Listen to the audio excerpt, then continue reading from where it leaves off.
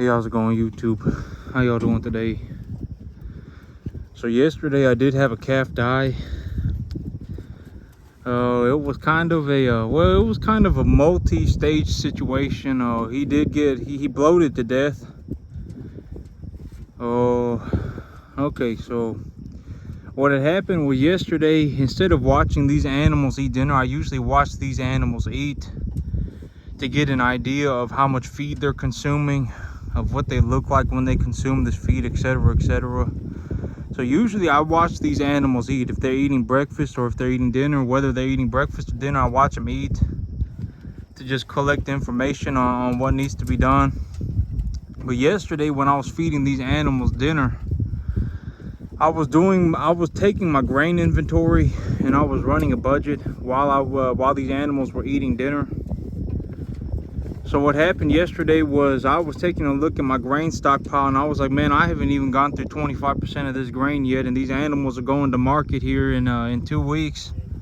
I haven't even gotten through 25% of this grain, and I still need to invest about $35,000 this year to get a majority of my taxes written off.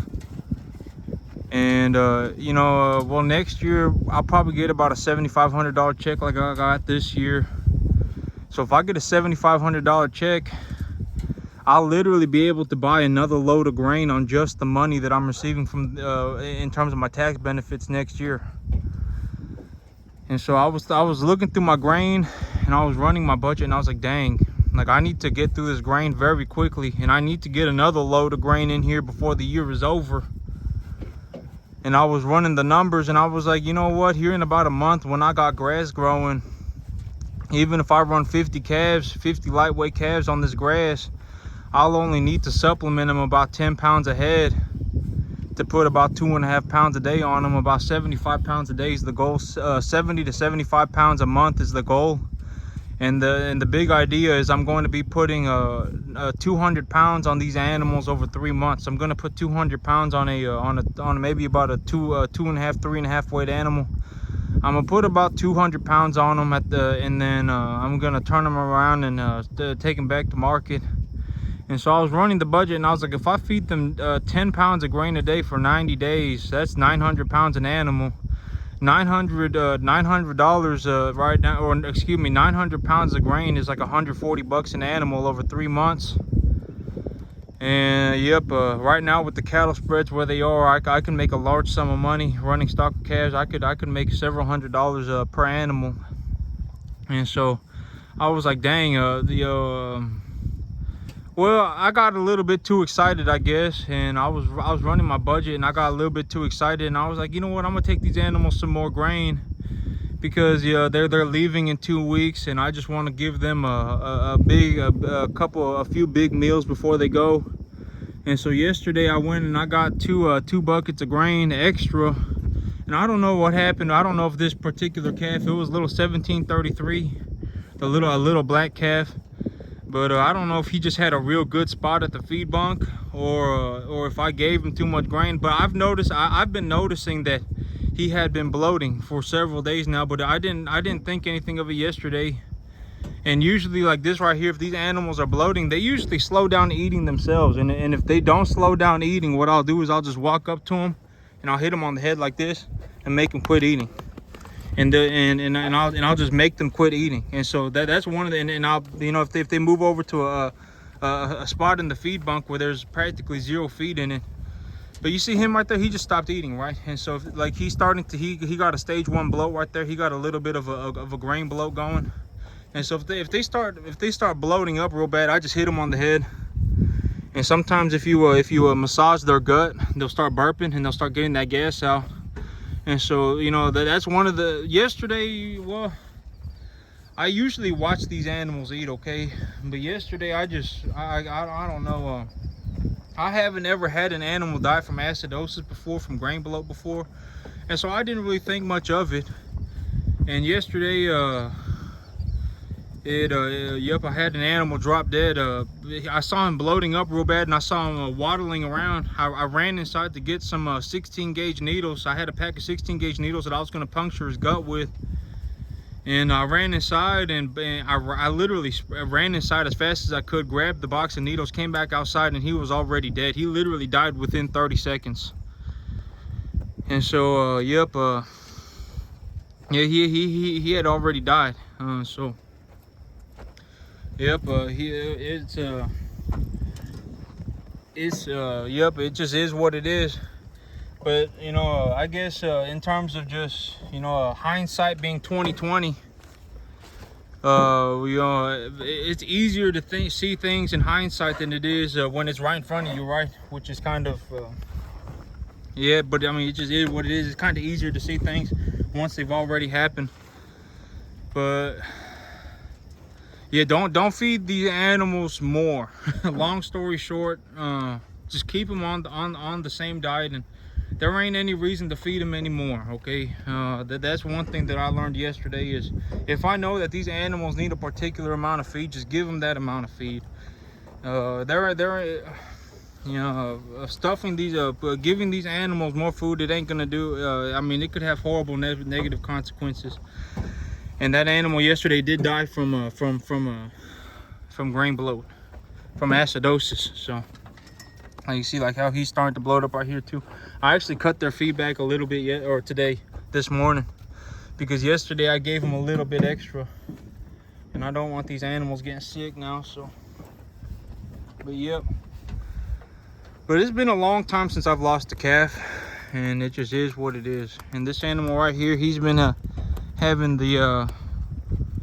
his manure's coming out a little bit too runny, and he's got the little bit of poop on his rear end right there. So that's a good sign of acidosis right there. He's having some acidosis issues, or he's potentially having some kind of a E. coli issue, something like that, E. coli or salmonella.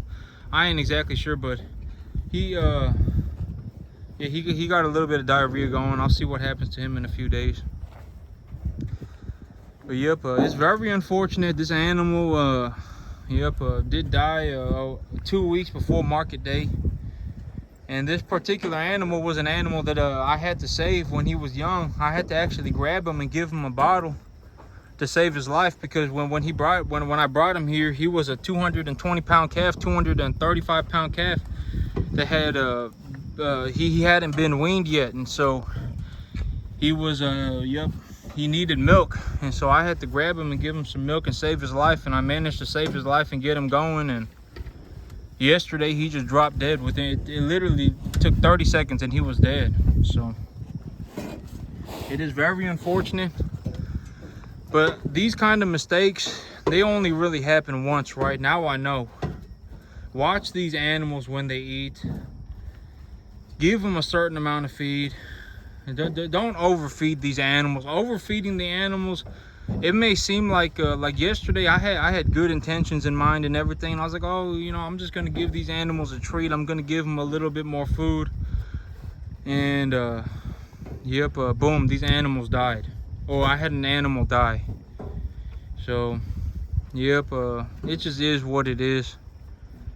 These animals, they get plenty of food already. Even if they're sitting here asking for more food, I'm not gonna give it to them. From now on, they just gonna get the measured amount. And so it is very unfortunate, but these things happen. Yeah, yesterday I was taking a look at my grain stockpile and my budget, and I was like, man, I gotta invest like 40 grand this year. This feed's cost me 3,700 bucks. Maybe I've spent I spent a few $100s on seed. I spent but all this money, like the money that I spent all throughout this year, came from my tax benefits check this year. So the 7,500 bucks that I got this year paid for, it's going to be tax deductible on my next year, because the taxes that I filed in the year is for the year before. So if I file taxes in 2024, it'll be for 2023. And so the money that I got, the money that I needed to run these cattle, came from my taxes that I filed last year. And so I've only spent about 1,500, maybe $1,000 of my own money, and the rest of it I either got from the bank or I got from my tax benefits check. So yep, I need to buy another load of grain. If I can, I'd like to buy 3 loads of grain this year, but I doubt that that'll happen. It'll just be too much feed.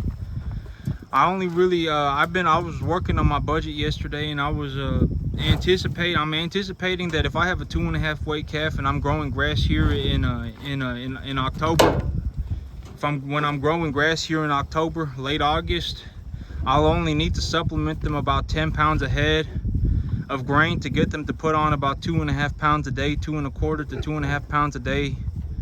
That means for a feed budget, I'm only spending about maybe about $160 an animal. And with the spreads where they are right now for the calves, I could be making over $500 an animal right now with numbers like that. And so, yep. And as long as I buy #1 graded cattle, I'm really not putting myself at much risk. Even if I take a $40,000 loan from the bank, right, I'm only really putting myself at risk in a worst case scenario of about 20 grand. But I ain't really even putting myself in risk for 20 grand, right? Because I mean, I'm on a scale of 1 to 10, you know, I'm pretty good at this. I'm really good at this. And so the chances of me losing half my animals and stuff are very low. I'm not going to say that it can't happen, but I mean, I'm sure it can. But the chances of it actually happening are probably realistically very low. It's a waste of my time to think that I'm going to lose half of my animals. Like, do I imagine myself losing 16 of these animals between now and market date? Probably not, right? I mean, the chances of me, you know, really, if I take a loan for $40,000 and I purchase #1 graded animals, I'm really only putting myself at risk for about 5 grand. Worst case scenario, I'll lose about $5,000. You know, because it's also important to consider that I'll get another $7,500 check next year. So there are a lot of different ways to make money. And as long as I buy #1 graded animals, even if I take a loan from the bank to purchase these animals, I ain't really putting myself at extreme risk. It's very low risk. If I didn't know what I was doing, I would be putting myself at extremely high risk. And yep, the chances of me losing another calf to acidosis, knock on wood, is very low. You know, up until this point, well, okay, so you know the old saying, bad things happen in threes. And I was kind of in the back of my mind, I was like, man, something bad's gonna happen, something bad's gonna happen, something bad's gonna happen, because I've had 2 bad things happen to me so far. And I was like, man, there's gonna be a 3rd bad thing that happens. In my right hand to heaven, that's what I was thinking. And I was like, man, something bad's gonna happen, something bad's gonna happen. And yesterday, one of my calves died. So hopefully, well, I mean, I would anticipate that is the last of the bad luck for me so far, unless it all starts over again, right? So, yep. I guess, yep. Well, that's it for me today, YouTube. You have a good one.